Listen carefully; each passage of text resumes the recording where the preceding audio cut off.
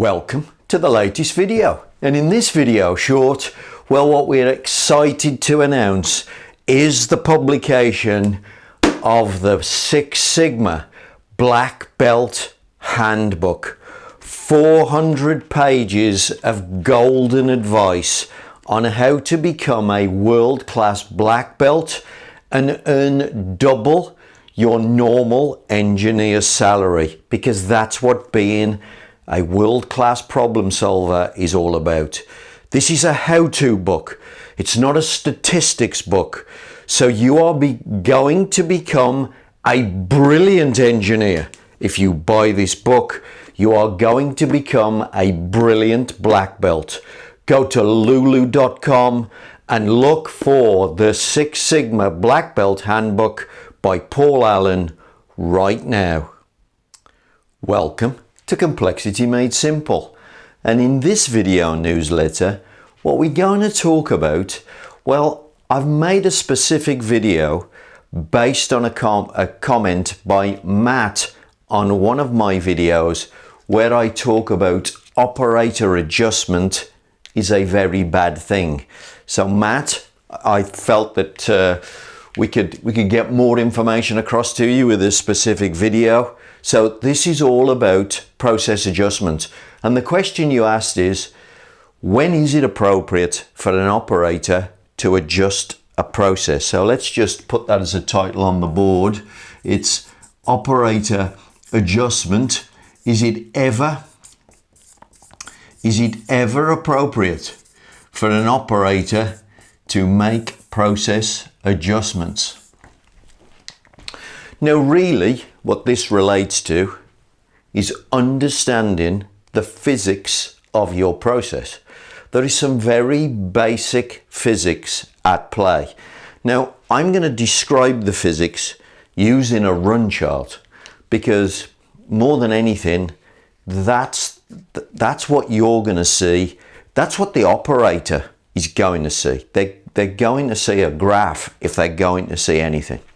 So, operator adjustments, is it ever appropriate? Well, yes, it is, potentially. So look, the physics of your process. If you're making defects on a process, the physics of the situation are very straightforward. There are two things that could be wrong. So let's put some tolerances on this. So here's the tolerances. The one thing that could be wrong is your process is just set up in the wrong place. Now, what you're going to adjust when you make this correction, you are going to adjust the mean. You're going to adjust the process average. Now, that is what the operator is actually in charge of. Think about it. When you grab a dial on a process and you swing on that dial left and right, what do you normally do? You will take the process results and this whole graph will move down or it will move up.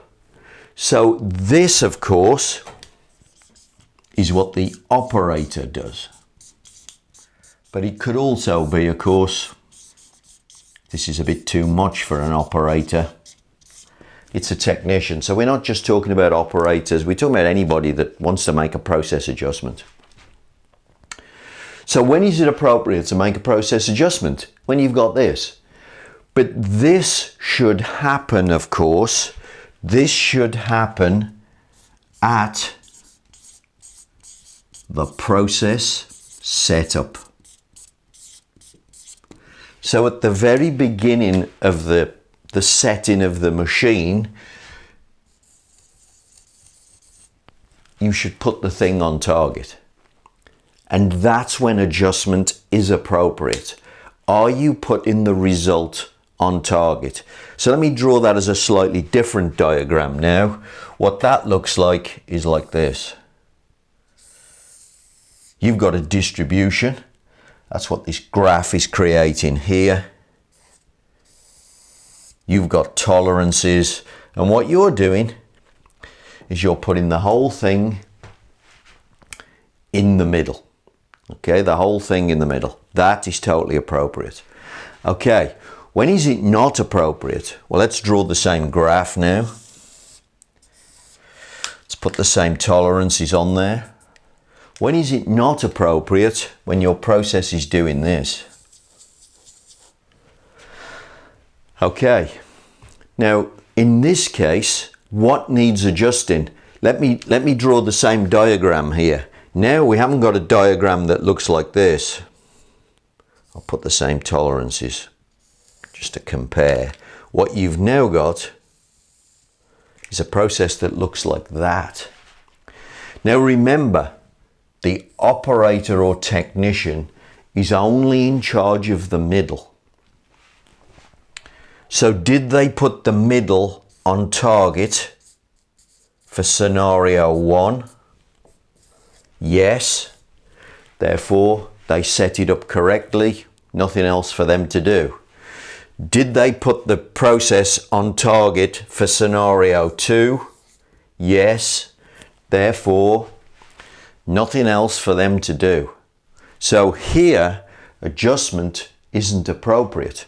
Okay? Here, adjustment would be appropriate. Because do they have a dial that says, turn the variability down? It would be fantastic if machines were made with a variability dial, but nobody's ever invented one of those yet. The variability is from policies and procedures outside of the operator and the technician's gift.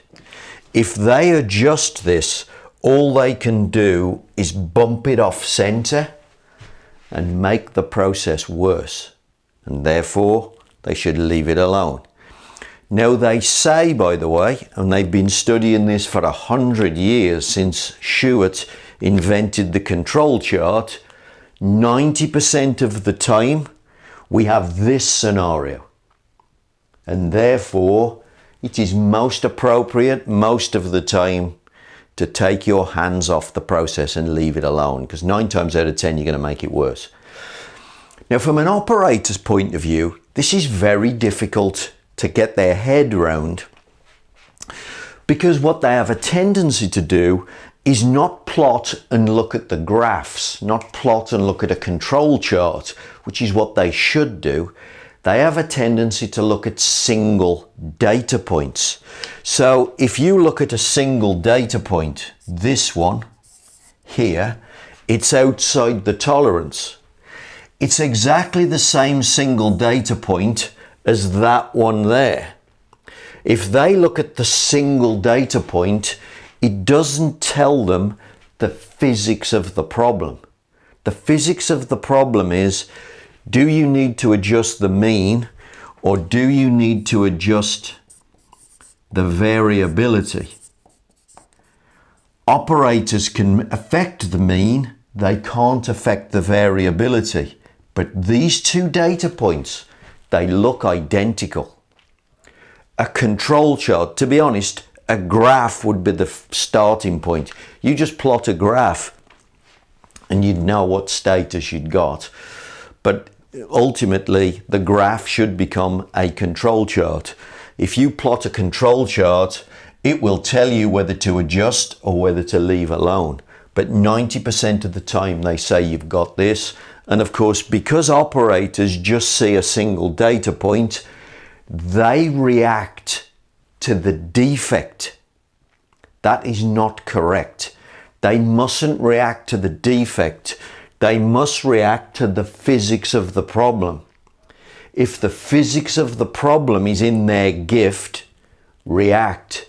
If the physics of the problem is outside of your gift, leave the process alone and call for help. Because if you adjust this process, you bump it off target, and now you've just made the whole caboose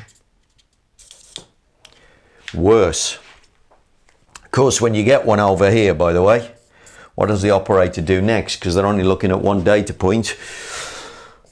they swing it back over here, and then it ends up over here, and you get defects over here. So the operator's just searching for good results, one data point at a time. Key point, understand the physics. If the operator doesn't understand the physics, they will make bad decisions. How do you understand the physics of the system? Run charts, histograms, control charts. And if you do that, Matt, in your business, you will make more money, my friend. Hopefully, I've explained myself much deeper than I could in a little bit of text on the video. Enjoy the video, apply the rules, and make more money.